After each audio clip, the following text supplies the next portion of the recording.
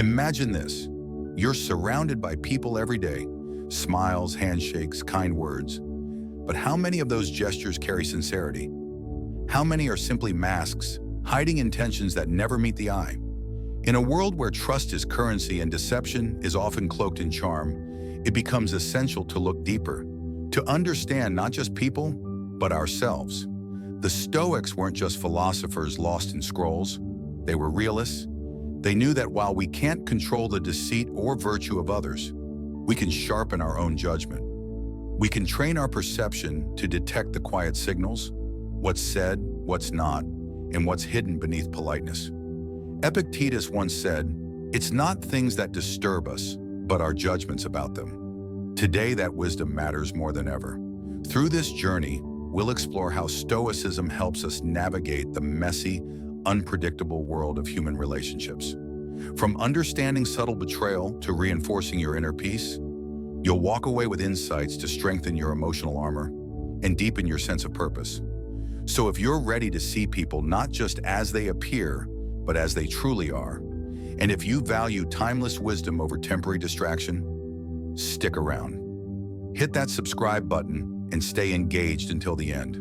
These are lessons you'll want for life, not just today. Let's begin. Number 1, the manipulative friend. Imagine sitting across from someone who always seems to know the right thing to say.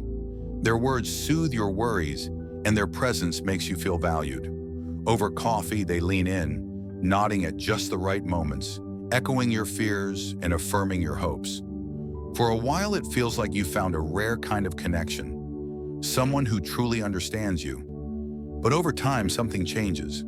Their advice begins to shape your decisions in ways that don't feel like your own. They recall things you said in moments of vulnerability and use them subtly, sometimes jokingly, sometimes as gentle nudges, sometimes as guilt. What once felt like closeness begins to feel like surveillance, and then it hits you. Their empathy wasn't rooted in care, it was a strategy. Manipulative friends rarely appear harmful at first. In fact, their charm is disarming. They're attentive, thoughtful, and even generous. But there's always an underlying exchange, a hidden cost. They listen to gain power, offer help to earn control, and show care to extract loyalty. You don't realize it at first, but they are training you to rely on their approval and to question your own. Stoicism teaches us to examine our associations. Epictetus said, "The key is to keep company only with people who uplift you, whose presence calls forth your best." A manipulative friend does the opposite. They plant seeds of doubt, mask competition as concern, and leave you feeling confused rather than seen. Consider the way you feel when you're around them. Are you often on edge, careful with your words, worried about being misunderstood or misrepresented later? That's not connection. That's a quiet erosion of trust. The manipulative friend slowly pulls you into a version of yourself that's smaller, more uncertain, and easier to influence. To reclaim your peace, begin by stepping back.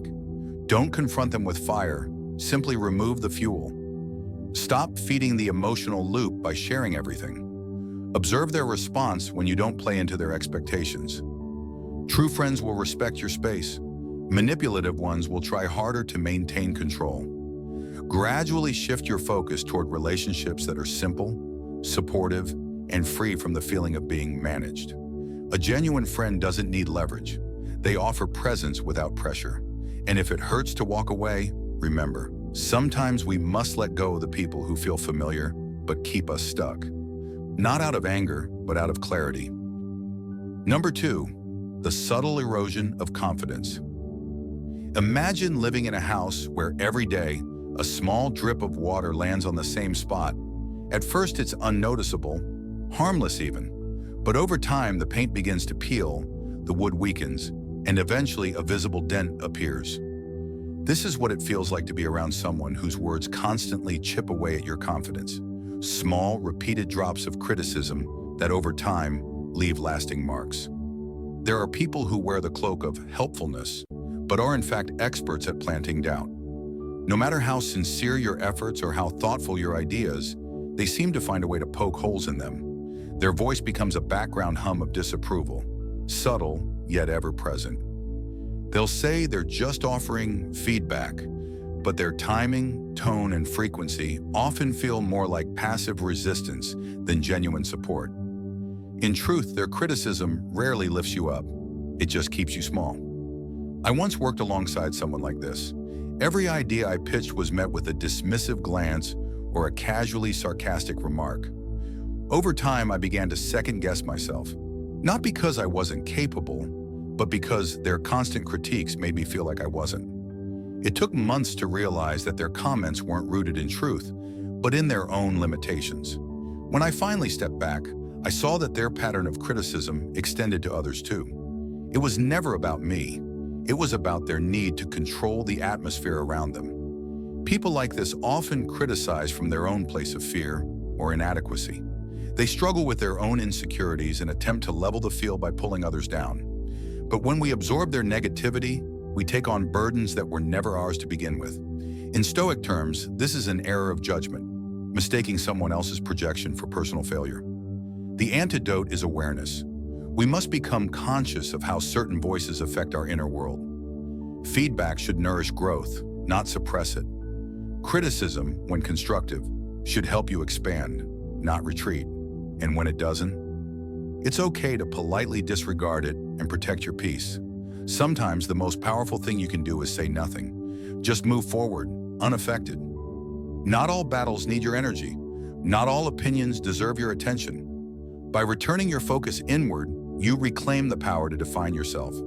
You stop living reactively and start living intentionally. As the Stoics teach, only our own thoughts are truly within our control. Everything else, including the constant critiques of others, is simply noise. And in the silence that follows when we stop listening to that noise, we rediscover our voice, our confidence, and our peace. Number 3, the hollow connector. They always seem to be in the middle of a laugh, in every photo, shaking hands, chatting loudly. They know everyone's name, greet you with the perfect blend of charm and familiarity, and make it look like you matter until you realize you don't. Their social presence is polished, practiced, and ultimately performative. Behind the smiles and the casual interest lies a detachment that becomes clear when depth is required. They're everywhere, yet somehow never really there. Conversations with them are light and agreeable, but they float on the surface. You might mistake their friendliness for closeness until life tests you. When struggle or vulnerability enters the picture, these connections crumble. Their warmth never extends to sacrifice, and their availability evaporates the moment you're no longer a source of fun, attention, or validation. I once worked alongside someone like this, charismatic, well-liked, and seemingly invested in everyone's life. But when a colleague suffered a family tragedy, this person was among the first to disappear. No check-ins, no support, just silence. It was then we understood their friendliness had never been about others. It was a strategy for likability, not connection. Stoic philosophy teaches us to pursue meaningful, sincere relationships rather than being lured by the illusion of connection. Seneca wrote that one loyal friend is worth more than 1,000 acquaintances. The Stoic doesn't collect contacts, they cultivate depth. Surface-level charm is fleeting. Real companionship requires patience, honesty, and emotional presence. One of the dangers of surrounding yourself with hollow connectors is the false sense of security they provide. You may feel you have a wide circle, but when life turns, you may find yourself unexpectedly alone. Their presence can dull your instinct for meaningful connection, leaving you socially active but emotionally unfulfilled. To guard your emotional well-being, learn to differentiate attention from care. Enjoy the company of those who bring lightness, but invest your heart where there is depth. Look for those who stand by you when there's no benefit in it for them. That's where true value lies, in the quiet loyalty, not the loud approval. Ask yourself, are you building your circle based on who entertains you or who strengthens you? When life quiets and crowds fade, who still remains? Number 4, the inattentive listener. Think of a radio tuned to the wrong frequency. Static crackles, words fade in and out, and though a voice is trying to reach you, its message is lost in the noise. This is what it feels like to speak to someone who isn't truly listening. Their eyes may be on you, their head nodding at intervals, but behind the polite gestures, their mind is elsewhere. You leave the conversation feeling unheard, perhaps even invisible. These kinds of exchanges are more common than we realize. In a world overflowing with distractions, phones buzzing, minds racing, attention divided, genuine listening has become a rare form of connection. The inattentive listener isn't always malicious or intentionally dismissive. Often, they're simply overwhelmed. But the result is the same, a relationship that lacks depth and an emotional bond that withers from neglect. Now consider a small team working on a critical project. One member consistently fails to absorb instructions or follow through on feedback. Meetings go in circles, frustration builds, and progress stalls. Not because the work is too difficult, but because someone isn't truly present. It's not a failure of intelligence, it's a failure of attention. And in personal relationships, this kind of neglect can hurt even more deeply, leaving the other person questioning their worth. Stoicism teaches the virtue of full presence, of being where you are, fully and sincerely. Marcus Aurelius emphasized doing every action as if it were the last, including how we engage with others. To listen attentively is to honor the moment and the individual in front of us. It's an act of respect and humanity, not just a social courtesy. If you're constantly on the receiving end of a drifting mind, take note. It's not your job to demand someone's attention repeatedly. You deserve to be in conversations where your words land, not just float. True connection requires both parties to meet each other fully, with presence and sincerity. On the other hand, ask yourself this: are you also showing up fully for others? We all drift sometimes. In a distracted world, attention is a discipline. Cultivate it. Make it a habit to put away the phone, silence the noise, and listen with your entire mind, not just your ears. That too is part of living virtuously. Because in the end, being heard isn't just about the speaker, it's also about the listener choosing to care. Number 5, the empathy-lacking individual. This type of person can be especially difficult to deal with because they seem almost blind to the emotional landscapes of others. They move through life with a singular focus on their own needs and ambitions, often at the expense of those around them. In conversations, they may dominate discussions, talking excessively about their achievements, problems, and perspectives, with little regard for anyone else's feelings or experiences. When interacting with an empathy-lacking individual, you might find your own feelings and experiences consistently dismissed or completely ignored. This goes beyond a simple lack of emotional intelligence. It's a deeper, more fundamental disconnect in recognizing and valuing the humanity in others. These individuals often leave a trail of fractured relationships behind them, bewildered as to why their interactions are riddled with conflict and misunderstanding. Over time, exposure to an empathy-lacking individual can subtly reshape how you relate to yourself. You begin to anticipate indifference, lowering your expectations in other relationships as well. But here's the quiet danger. When you stop expecting empathy, you may also stop offering it to yourself. Self-compassion withers when constantly invalidated by others. That's why Stoicism doesn't only teach us to manage what's outside, it calls us inward. You must become the person who listens to you, who validates your feelings, and who sets the emotional tone of your life. In a world that often rewards cold detachment as strength, let your sensitivity be your rebellion and your strength. Stoicism offers a profound remedy to this mindset, teaching us the importance of looking beyond ourselves and understanding that the human experience is interconnected. Stoics like Epictetus emphasize the role of empathy in human ethics, urging us to listen and respond to others with kindness and understanding, recognizing that we are all part of a larger community, each with our own struggles and triumphs. When dealing with someone who lacks empathy, Stoicism advises us not to meet their indifference with anger or resentment. Instead, we are called to practice patience and to lead by example. Show them empathy, not because they necessarily deserve it, but because it aligns with the virtues we strive to cultivate. However, it's equally important to set boundaries. Protecting your emotional well-being is vital, and sometimes that means limiting your exposure to those who drain it.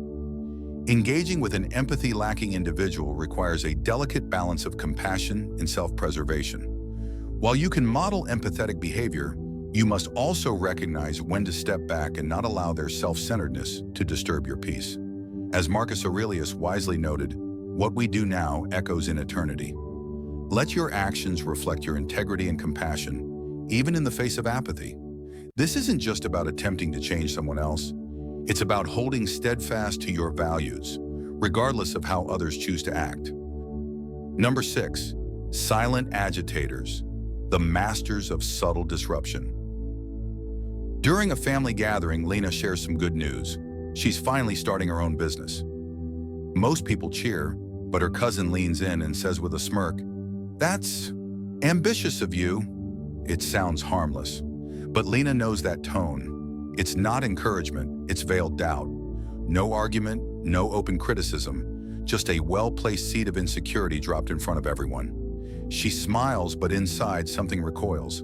The moment passes, but the discomfort lingers. That's the signature of the silent agitator. Calm on the outside, cutting beneath the surface. They rarely cause a scene. Instead, they use subtlety to do their work. Sarcastic compliments, conveniently timed remarks, or a raised eyebrow that says more than words ever could.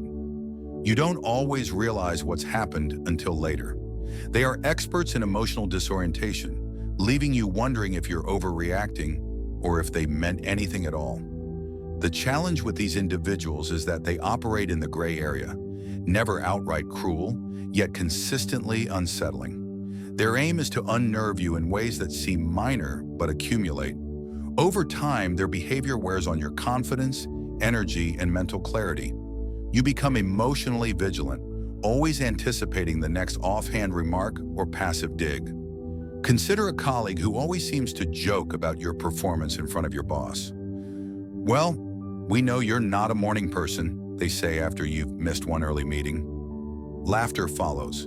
You force a chuckle, but it gnaws at you. This kind of commentary, delivered with a smile, chips away at your reputation while shielding the speaker behind humor. When it happens often, it doesn't feel like an accident. It feels calculated. Stoicism reminds us that we can't control other people's actions, but we can control our responses. Marcus Aurelius famously said, "The best revenge is not to be like your enemy." You don't need to retaliate or prove anything. You simply need to remain grounded. If someone seeks to disrupt your peace, the most powerful thing you can do is protect it, not with resistance, but with detachment. When you recognize the game they're playing, you can choose not to be at peace on their board. Practice responding rather than reacting. Shrug off the bait, respond with calm clarity or silence. And most importantly, examine why their words affect you. Often, your reaction has more to do with unresolved insecurities than with the person speaking. It's also worth remembering that not every irritator deserves continued access to you. Set boundaries, mentally or socially. Distance doesn't have to be physical, it can be emotional. Learn to close the door gently without drama. Not every interaction is worth decoding or repairing. Ask yourself, am I spending too much energy translating the intentions of someone who doesn't care to communicate with respect? If the answer is yes, it may be time to stop engaging and start protecting. Your peace is worth more than anyone's clever jab. Number 7, drained by drama. The weight of the perpetual complainer. There's always one, a friend, colleague, or even a family member, whose world is forever unraveling. Their car broke down again, their boss hates them, no one understands them, and somehow the universe has conspired against their success and happiness. Every conversation feels like stepping into an emotional sinkhole. You offer advice, time, encouragement, yet nothing changes. In fact, the complaints repeat like a broken record, and somehow you're expected to keep listening. The issue isn't just their misfortune, it's their mindset. These individuals live life through the lens of helplessness, often adopting a victim narrative that absolves them of responsibility. While they may appear to seek support, what they're often after is validation for their powerlessness, not real change. Their crises become a cycle, and if you're not careful, you'll find yourself constantly dragged into emotional firefighting on their behalf. In one work environment, I recall, a team member would derail meetings weekly with tales of how overwhelmed and unfairly treated they were. At first, people rallied around them, adjusting schedules, covering tasks, lending an ear, but weeks turned into months and the same complaints resurfaced with no steps toward solutions. Eventually, people stopped engaging, not out of cruelty, but out of emotional exhaustion. The lesson? Sympathy without boundaries turns into silent resentment. Stoic philosophy offers a clear response: compassion with detachment. As Epictetus taught, we must care for others, but not at the expense of our peace or principles. You can acknowledge someone's pain without carrying it for them. Helping isn't rescuing. It's pointing toward the path and allowing them to choose whether or not to walk it. Setting boundaries in these relationships isn't harsh. It's healthy. You can gently shift from endless emotional labor to constructive conversation. Ask questions that prompt ownership. What steps have you considered?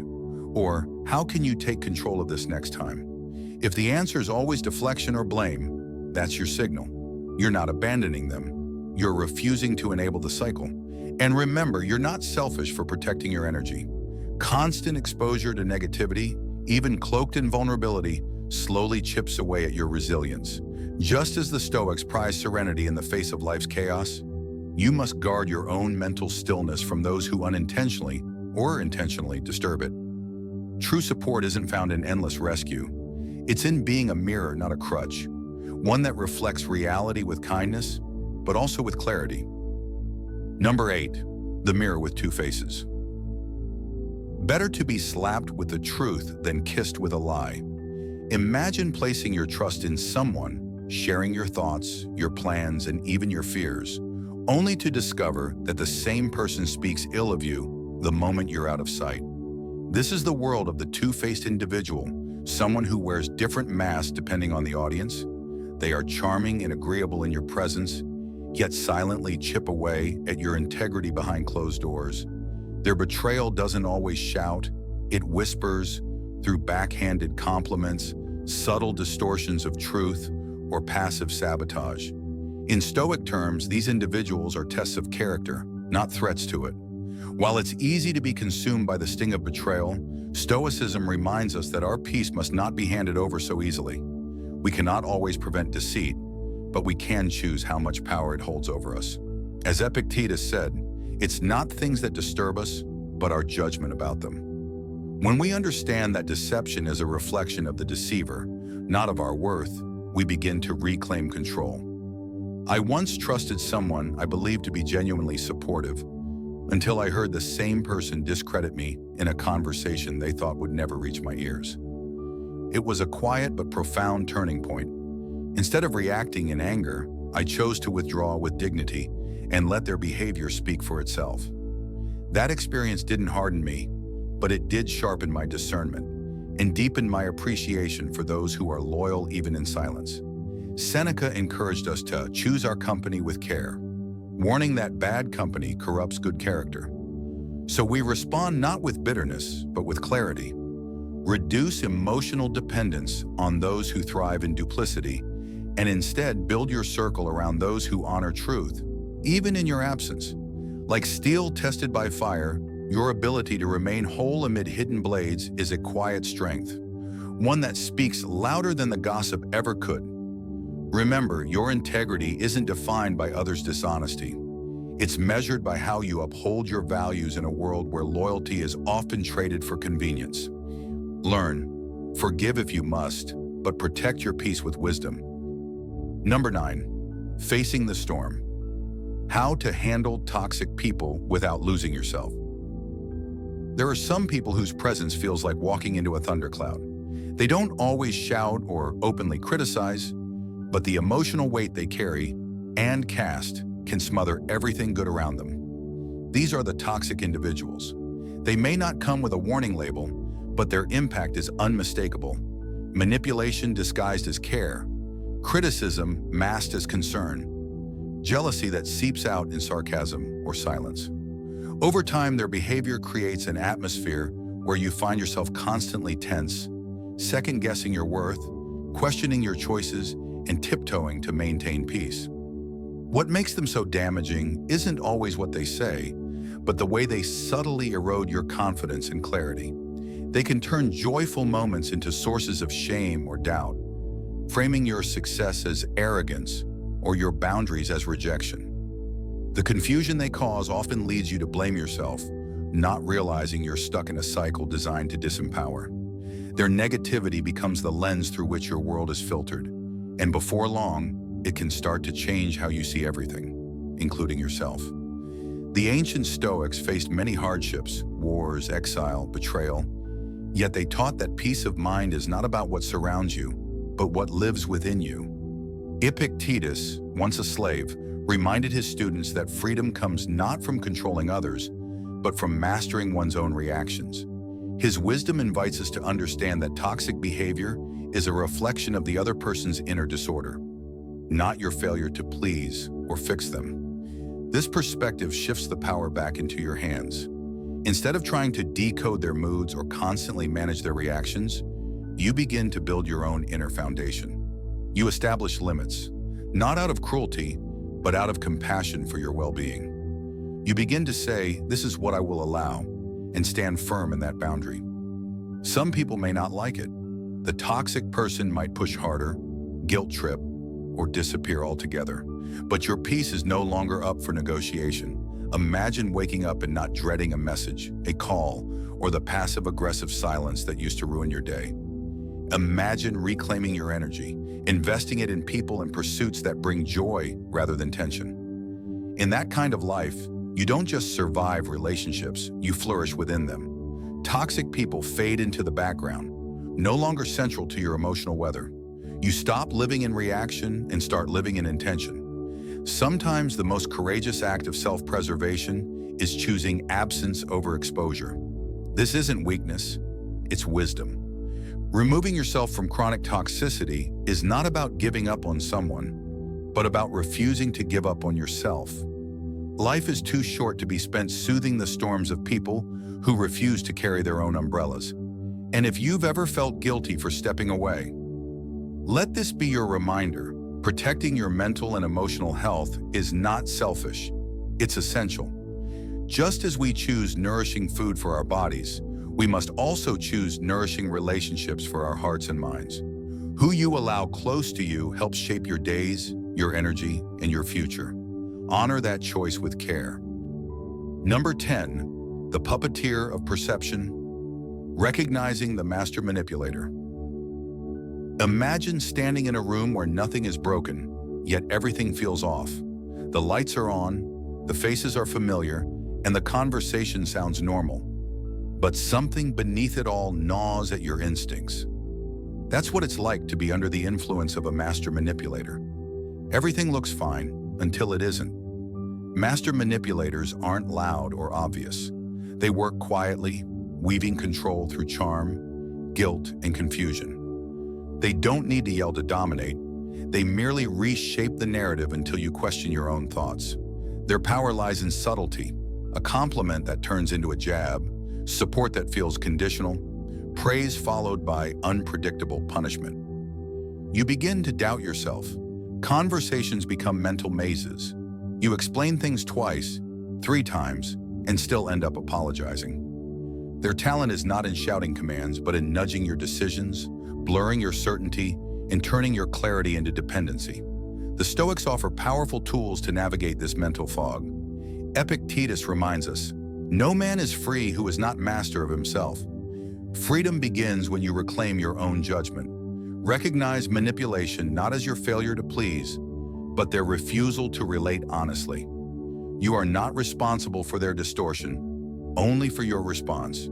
Stoicism teaches us to pause, observe, and detach, not from compassion, but from illusion.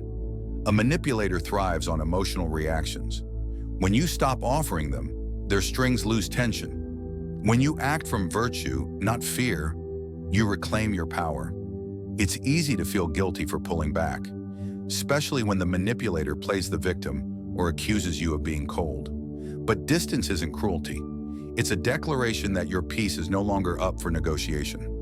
Healthy relationships don't rely on confusion or control.